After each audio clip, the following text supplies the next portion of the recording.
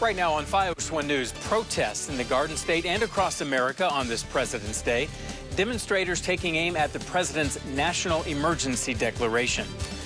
Plus, a Bergen County man goes to court accused of killing his own parents. Police found the bodies on Saturday after a wellness check requested by another son. And the gang's all here. The Mets' position players are on the field. Sports director Justin Walters gives us an inside look at the first official full team workout. The news starts right now. Fios 1 News, Daytime Edition. Good afternoon, I'm Brian Webb. Thank you for watching on this President's Day. We will get to your top stories in just a moment. First, though, we want to check the forecast that includes more snow on the way. Here's meteorologist Addison Green. Hey, Brian, we are looking at our skies to get nicer as time goes on. So, yeah, we did have that little bit of shower activity to deal with this morning, but it is starting to push away from us, even pushing away from the Cape Cod area. But in its wake of that system, we have this northwesterly wind that's starting to kind of kick on up, and it will bring on some lake-effect snow showers to areas far north and west of the city, but not here across New Jersey. The visibility is gradually improving over time because it was running rather low, especially across northern New Jersey, where temperatures recently have been reporting into around the freezing point in Newton, around 36 degrees in Paramus, 38 in Hoboken, and 43 down near the Hamilton area. But going in through the afternoon hours, we look to see the more clearing of the skies to go on. Temperatures will be in the 40s, then the 30s later on today, but feeling a little chilly as we go towards the evening hours, feeling into the 20s and the teens. Schools aren't the only places closed for President's Day. In observance of the federal holiday, all post offices, courts, state offices, and banks are closed as well. And NJ Transit is operating on a holiday schedule today, so you should check the times before heading to the train station. President's Day protests are popping up across the country today, including in Newark. Demonstrators are angry over President Trump's emergency declaration so he can get money to build a border wall. Fios 1's Christy Kalishian is in Newark with the latest. Christy. Brian, it's being called a fake national emergency here by protesters. This whole protest is being hosted by advocates from Make the Road New Jersey, an immigrant advocacy organization here. And it seems as though the protesters here are building their own wall. And as you can see, there are bricks on it that each represent a cause that they feel should be funded instead of that border wall, including education. And this all comes as the border wall was being voted on by Congress to have funding about $1.3 billion. Was voted by Congress to have on that border wall. And that decision was made on Friday to have this national emergency over the funding. And yeah, and as you can see right behind us here, we actually have an inflatable chicken that seems to look like Donald Trump. And this protest is expected to last throughout the afternoon. And yeah, that is the latest that we have for you here in Newark. Christy Kalishian, Fios 1 News. We continue to follow the story of an elderly Bergen County couple found stabbed to death in their own home. The son who lived with them is behind bars accused of killing them. Fios 1's Elijah Westbrook has the latest.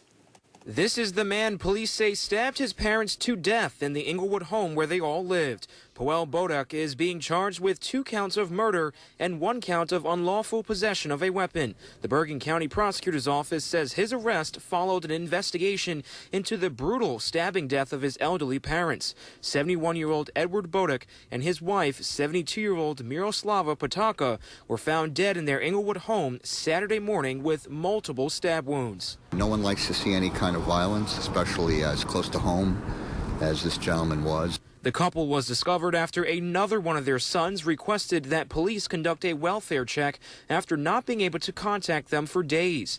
Powell Bodak was not at the home when the gruesome discovery was made.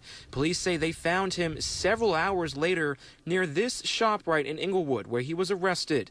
The Inglewood community is reeling over the deaths. Us in Bergen County or in the surrounding area, for that matter, in the country, like to see these kind of events take place, this type of violence. And Bodak was arraigned Sunday afternoon here at the Bergen County Jail. Since this was a jailhouse arraignment, it is unclear if he entered a plea. That's the latest here in Hackensack. I'm Elijah Westbrook, Fios 1 News.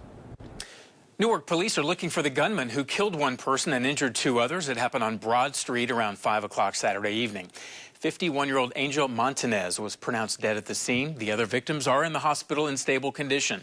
No arrests have been made, and the motive is unknown. The massive Markow paper factory fire is changing the fortunes of a neighboring community. The city of Garfield has seen an increase of 200,000 gallons of water per day in its 12 wells, according to our partners at The Record. The paper plant had permits to use 5 million gallons a day, but with the plant out of business now, there is more groundwater available to others. Last month's fire left 500 employees without jobs. The cause has not been released. The show must go on Broadway until there's an explosion. This was the scene near 50th Street in Hell's Kitchen on Saturday. Several explosions were followed by manhole fires, forcing the evacuation of the Jersey Boys and Avenue Q shows, along with several other productions. Witnesses say the first blast was the biggest, causing everything to vibrate. Thankfully, nobody was hurt. The cause is still under investigation, and the shows were back on by Sunday. Improvements could be coming soon to 2 areas of Teaneck. The town hired a planner to determine which of the sites needs the most work. The first site is on Teaneck Road and has been used as a storage and maintenance shop. The second location is the Public Works facility on River Road. A public meeting is scheduled for February 28th. The iconic Blauvelt Mansion in Oradell may be saved after years in limbo. The group Save Blauvelt Mansion movement wants the property turned over to the county to be preserved for the community. The Oradell mayor and county executive are now in talks over the future for the 25-room historic landmark. A supermarket chain is lowering its prices to help people still struggling after the government shutdown. FiOS 1's Mary Lynn Buckley has the details. Federal workers and their families across the country are still recovering from the record-high 35-day-long government shutdown. Wegmans chairman Danny Wegman announcing he wants to help after being told by their United Ways partners that February SNAP benefits were paid in advance, creating a challenge for some recipients this month. According to a recent Prudential survey made up of federal workers, spouses, and contractors, 50% say they fell behind on bills during the shutdown. Wegman taking matters into his own hands and issuing this statement. The most direct way for us to help is by lowering prices for all customers, beginning Saturday, February 16th through Saturday, March 2nd.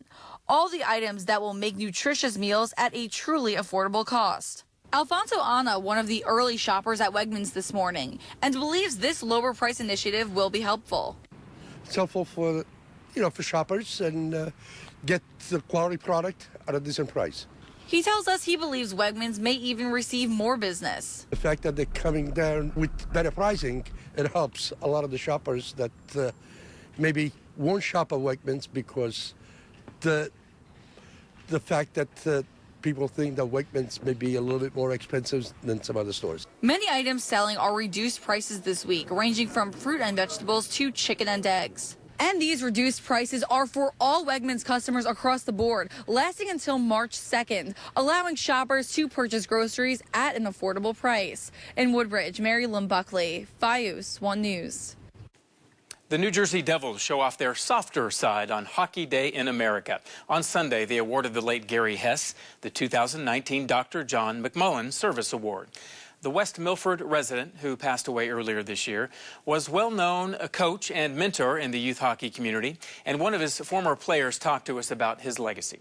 We lost a great one with Gary Hess. He definitely impacted thousands of families' lives. Just a selfless individual. Kind of would hope that, more could come out of the woodworks like him. The Devils will host several other youth events this week in honor of Hockey Week in America. The best ideas in home improvements all under one roof. Coming up, we go to Secaucus for the city's home show. Stay with us.